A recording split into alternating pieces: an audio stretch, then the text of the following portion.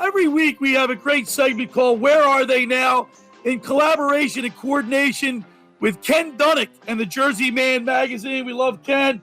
He does a great job providing us great guests. This week we have a real special guest.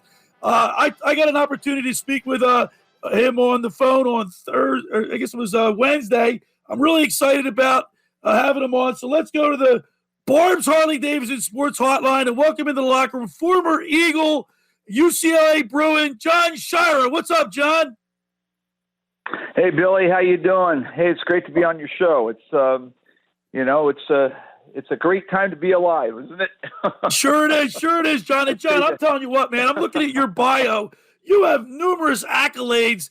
We're gonna get into some of them, but the one that I think is the most impressive, you graduated cum laude. That means you're smart.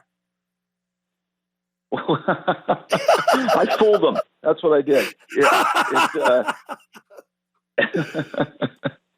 When you make a decision to play professional sports, it's got to really be in the heart because that the game kind of at some point in time you're not going to be able to play, and so I had always thought I better be prepared to have a path to go down that was outside of sport, and so I immediately I studied hard and tried to lay out a future outside of football, and fortunately that worked out for me. All right, John. So our segment is Where Are They Now? And tell us a little bit, tell our listeners before we get back before we talk about your career, tell us what you're doing now. Well, right now I'm actually retired. I do a little bit of consulting, and I had gotten into the insurance business when I was playing football back in '77. And then I segued into the pension administration business and built a firm with a partner and actually acquired a firm. And we recently sold that back, a couple of years ago, actually. And so I'm semi-retired, I guess you can say. And I've got 6 grandsons. So they keep my wife and I pretty busy, and we love it. And love being with them, and they're all active, and so we go out and watch their games, and it's wonderful. And you're living on the West Coast? I am. We live in Newport Beach, which is just south of Los Angeles, and we're very fortunate. It's wonderful. We're really enjoying life. It's absolutely fabulous. That's a beautiful area there. Now, John, I remember you vividly. I was in high school when my senior year was 1980. Of course, we remember that Super Bowl team with you, and you played for Dick Vermeil. But before that, you were the quarterback of the UCLA team in 1976 that upset the Ohio State Buckeyes, and you're in the College Football Hall of Fame. That's a pretty outstanding achievement. Well, thanks, Billy. Yeah, no, I once again, I was very fortunate to play on some really good teams, and what happens is when those teams win, people get noticed, and I had some great teammates. We had great coaching. Of course, Vermeil was our head coach at UCLA before he took the Eagle job, and so he did a fabulous job in getting us to the Rose Bowl. And we had lost earlier that year to Ohio State. They beat us pretty soundly. And so we were 17-point underdogs going into that Rose Bowl game. And Woody Hayes was the coach, and they had like 4 All-Americans. They had Archie Griffin and Pete Johnson and Brian Bass. They had a lot of players. And we had one of our best days ever. We upset them. And the funny thing about that is when we upset them, nobody was thinking that we were going to do that with being the underdogs that we were. And Coach Switzer, Barry Switzer, was the head coach at Oklahoma, and they were the number 2 team. And they were like, thinking, well, UCLA is not going to beat Ohio State, so we're not going to get a shot at the national title. So when we beat Ohio State, Oklahoma won their bowl game, and they won the national title. So a lot of those players at Oklahoma are very thankful to the UCLA Bruins for that 75 championship game. But in any event, it was a good run. We really we had a great team, and it was a great upset for us.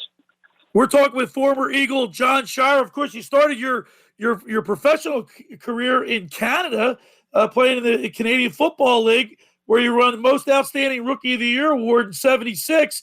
But I find it interesting. You and I talked, a couple days ago, and I said, "Well, when did you get into the business aspect of your career?" And you said back in the day, you guys didn't make a lot of money, so you had to do something.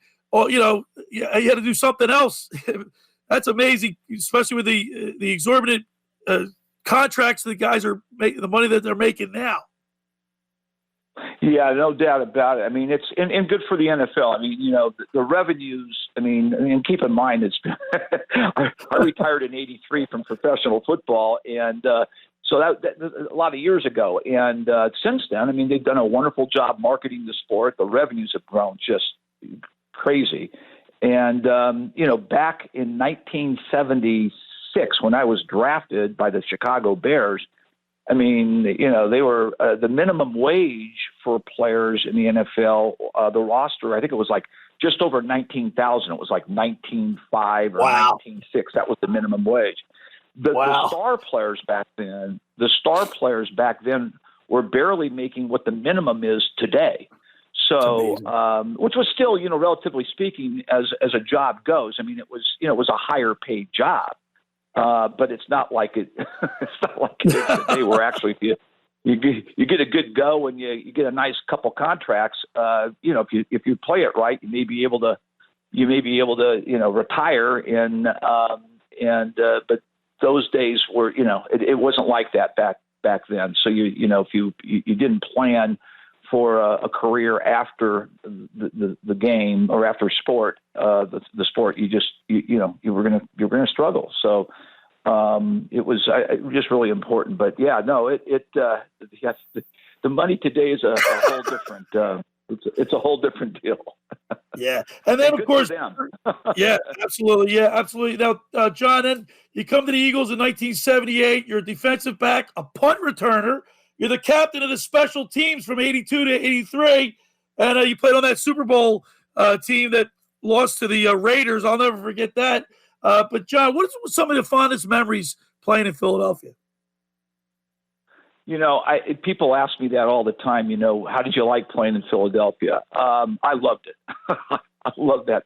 I loved playing there. I even though I went back to the West Coast in the off season to condition and do my job at that time, my off season job, I just love that city, and I love it because coming from the West Coast, Los Angeles and Southern California is so spread out, and this is where my roots are. This is where I grew up. But Philadelphia, there's just so much to me, excitement, and the city's not so big where you can't get around, and the fans. The fans are great because they actually know the game. They know the game. I mean, they're not there, and those people that are watching that game, that are sitting there, that have bought their season tickets, they're looking for a good show. They know the game, they know how it gets done, and they can tell if people aren't giving 100%. And that was one thing about playing for Coach Vermeil, and I think most guys back then that will tell you is that you were always prepared, you were always in shape, and you better give it 100% or you just weren't going to be around. And we had a really good core group of people. And I think the city really kind of, they realized that, hey, look, we're all in this together. And the fans, if you screwed up, they're going to let you know about it. But I'll tell you what, when you're winning, I don't think there's a better city in the country. Absolutely not, John. And John, we all talk about this. Dick Vermeil's beloved in this city, and most of the players that we've been talking to this year played on that '80 team, and every one of them speaks so highly of the coach. And I know you have a special spot in your heart for him because he recruited you to UCLA, and then you played for him with the Eagles. What does Dick Vermeil? What did he mean to your career? Well, Coach Vermeil is one of my mentors, and he this man is the hardest outside of my dad, because they're two peas in a pod. I mean, they worked so hard. They were so committed. And so the one thing about Coach Vermeil, and I think if you talk to most players, he would work you really hard. I mean, his training camps were not fun. And I mean, you were working your butt off. But not like today, John. He was. They don't even hit. He was. Yeah. Well, then there's that. But he would be working. But Coach would be working harder than any of us. I mean, he's going to bed to a projector and waking up to a projector, and I mean, he's working his butt off. And I think that's how he got so many players to buy in. Was the fact that those players knew that he was working harder than anybody. And, well, you know what, John? You know what came through a lot, John. You know what came through a lot to a lot of the fans, and I know especially to you players. Coach Vermeil, and he's been criticized in some respects for being emotional. He wore his heart on his sleeve. He got emotional. Sometimes you'd see tears. I know that one video of him talking to you guys in the locker room, telling you how much he loves you. You guys would run through a wall for him. Well, that's right. I mean, the guy, because we knew that we could trust him, what he said was not BS. I mean, it was the real deal. I mean, and he meant it. And you almost have to know him to know, a lot of people thought that was a put on or fake or whatnot. But unless you really know the man, you don't know how sincere and how emotional. I mean, he's a very emotional, intense guy. And I mean, he is really emotional. So when that happens, I mean, he's about team. He's about guys working together, guys playing together, understanding the game. And to him, that's just, if he can make all that happen and get guys to rally behind, the team aspect, it really speaks volumes about him and the fact that he was so sincere in how he was approaching the game and the intensity and how he approached it. He was just that guy, and you had to. You just got to love him, and the thing about it is today, he probably, there's a lot of great coaches, but he's pretty special. I know that he stays in contact with hundreds of players that he's coached. We've had him on the show too, John. We've had him in the locker room here with us a couple times, and he's gracious with us. He spends time with us. We love having him on. He's just such a great guy. He really is. He really is a tremendous man. John, you're one player that is a little different than any other player. Number 21. I've never had a former player on my show that held for extra points. And that's not as easy as it looks. Right? Yeah. And I really enjoyed doing that. And, Tony Franklin, I mean, he had a great run with the Eagles. I mean, he was, we had a Monday night game against Dallas. And, Jack Dempsey, I think, had the record. I think at that time was 63 yards. Tom Dempsey. Tom Dempsey, my bad. Yeah. And he had a 63-yarder. Well, I think that the next longest was something like 56, and we went out right before halftime, and it was a 59-yard field goal that Tony kicked. And that was a really special time because, Tom Dempsey had retired, 10 years before that. And so, kicking a long field goal back then was a big deal. And 59 yards was the second longest after that was done. And that was a pretty exciting play, and that really gave us the momentum going into the second half, and we ended up winning that game. And it was I'll always remember that Monday night game because a lot of good things happened to the team that night. In addition to Tony's 59-yard field goal, it was a really great team effort, and that really kind of catapulted us into the elite teams back then. But that Monday night game was really kind of resonates with me, and I look at that game as, hey, this is the game we beat a really good team.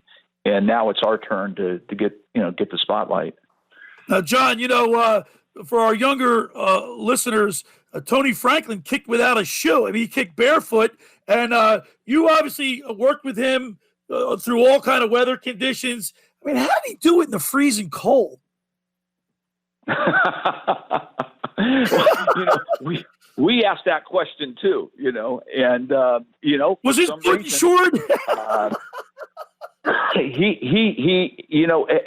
Because we would, once all of a sudden the weather starts to change and you start getting into late November and December, the weather changes and all of a sudden now you've got, cold rain and snow and he's out there with a bare foot kicking a really hard football.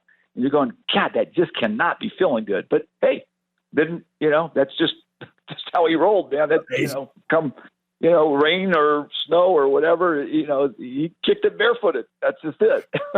Hey, John, how much time did you guys spend, practicing? How many snaps would you take a week just in preparation for field goals? Well, you have your early out, so you go out before practice. You're going to warm up, and obviously the centers and long snappers and all the special teams guys go out early, and so you're going to get that. And then there's sessions during practice, where you're going to have your all your different teams kind of going through a practice routine. And of course, when the team was doing their offense and defense, the kickers were over there doing their thing, and punting and kicking. So there's actually a lot more preparation. And actually, it's what special teams to me, I still think to this day is somewhat underrated relative to the game itself, because the special teams are going to win games for you and they can lose games for you.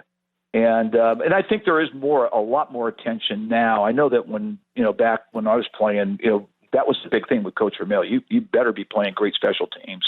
And we were always in the top, grouping. I would say we were always in the top 20% of the teams playing, top 5, top 6 teams. And so we did have a real strong focus on special teams. And the guys that really were on the special teams, because a lot of the starters didn't, some starters did, but the commitment and the pride that you have when you play special teams really kind of, the fans can tell. I mean, when you're up there and you're hustling and you're running through and blocking and doing all those things, it does make a difference. And so, we took a lot of pride in special teams. And not only that, John, too. I mean, you were a defensive back, so you had to tackle, and of course, your hands get all cut up and banged up, and you got to catch that snap. You're also, I think, you were the third string quarterback, right? As well, you played. You were behind Johnny Walton. We talked about the other day. Yeah, right. Yeah, they called me the disaster quarterback. Hey, if you got to go in, we got some real issues. Well, I don't know if it's an issue. You were quarterback at UCLA. You won the Rose Bowl, for Christmas sakes. Yeah.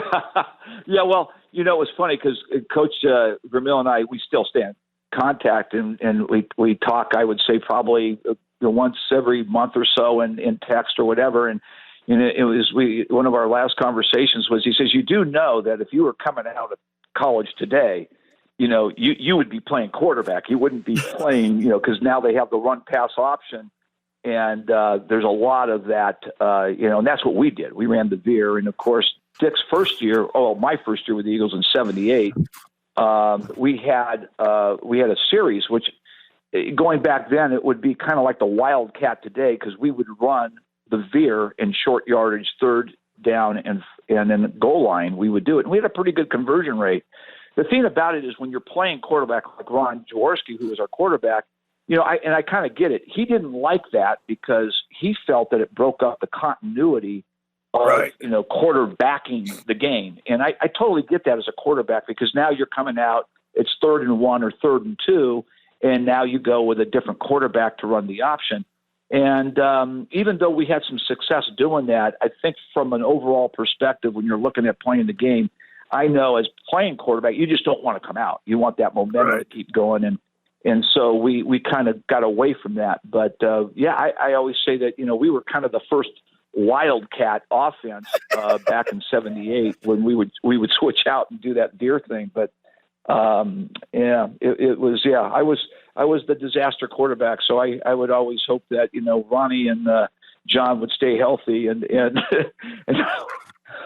I wouldn't have to go out there and embarrass myself. But well, listen, John, I wish we had a lot more time to do this. You sound like a great guy, and I really appreciate you taking time out to spend with us some time with us today. You know, you're in the Rose Bowl Hall of Fame. You're in the UCLA Athletics Hall of Fame. Now you're in our Hall of Fame. We really appreciate it, John. Thank you so much, and have a great weekend. Thank you, Billy. It's my pleasure. You have a great weekend, and happy holidays to everybody. You too. All right, there he is, John Sciarra on the Barb's Harley-Davidson Sports Hotline in connection, coordination, and collaboration with Ken Dunnick and the Jersey Man magazine.